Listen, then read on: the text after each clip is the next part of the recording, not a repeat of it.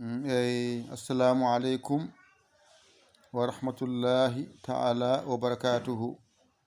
Bandiraɓe sehilaɓe jangiyankoɓe, ena wayno en garti e windande men hande noon eɗen janga jatongu piccuɗo.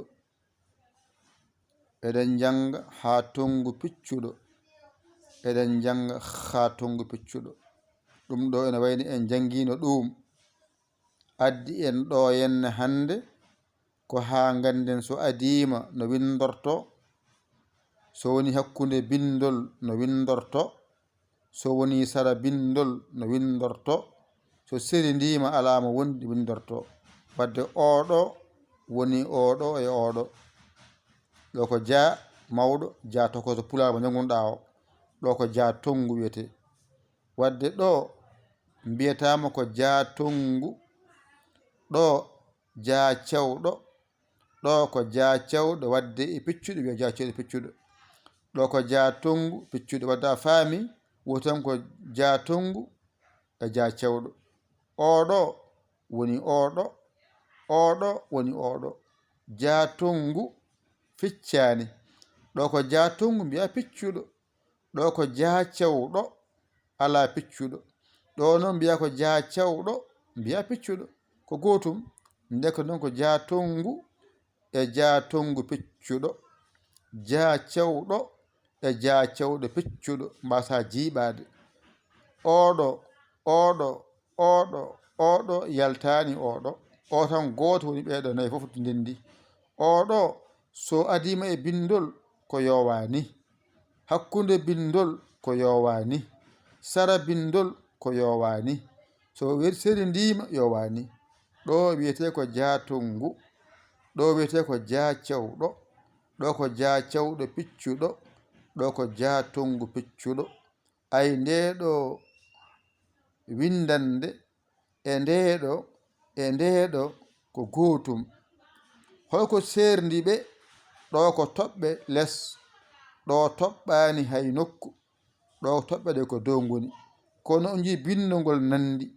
ay ɗo e ɗo e ɗo nandi, ɗo e ɗo e ɗo nandi, ɗo e ɗo e ɗo nandi, ɗo e ɗo e ɗo nandi. ko serdiɓe tan ko toɓɓe ɗe. ɗo ne toɓɓi less, ɗo toɓɓani hay nokku, ɗo toɓɓi dow. wadde jaha tongu nani, ɗo ko ha tongu, ɗo ko ha tongu. ɗo ko ja cewɗo, ɗo ko ha cewɗo, ɗo ko ha cewɗo. ɗo ko ja tongu piccuɗo, ɗo ko ha tongu piccuɗo, ɗo ko ha tongu piccuɗo. ɗo ko ja tongu piccuɗo, ɗo ko ha tongu piccuɗo, ɗo ko ha tongu piccuɗo. Ndeke noon a faami ɗum ɗo so rendi woni ja mawɗo ja tokoso. ɗum fof so rendi woni ha mawɗo o ya tokoso. ɗum fof so rendi ko ha mawɗo e ha tokoso. ɗum woni windede ɗimmere nde nanɗon. Bisimillah jangen. Nden noon jatongu piccuɗo, ha tongu piccuɗo, ha tongu piccuɗo. Jatongu, ja cewɗo, ja cewɗo piccuɗo, ja tongu piccuɗo.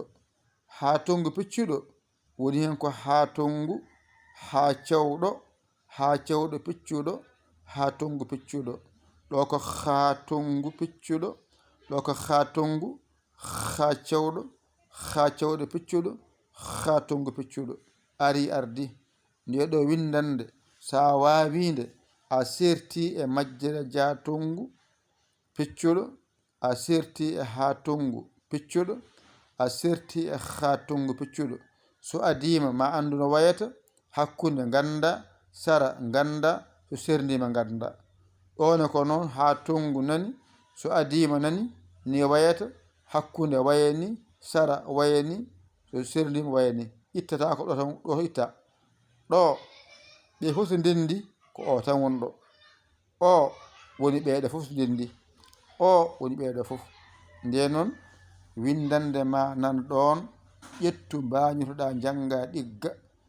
a hoolaki hoorema, ƴeew camorɗo mo ɗakkoɗa sara makko o holluma o walluma jiita laawol a ronki dañde mon saggidma mon walluma noddu en e 00221 77 906 14 81 mbaɗa tan yaya mbaɗa li tan jiya whatsapp men o ngara caggirɗa saggere ma a saggani ko ɗum yiɗa yo Allah wallu yo Allah reen ko musidɗo mon giɗo mon almudo mon nder e bowal Yaya li ko Sénégal alhamdulillahi rabbil alamin on jarama wassalam ƴette kuɗi mon e karneji mon mbañirɗon jangon ɗigga jangon ɗigga jangon ɗigga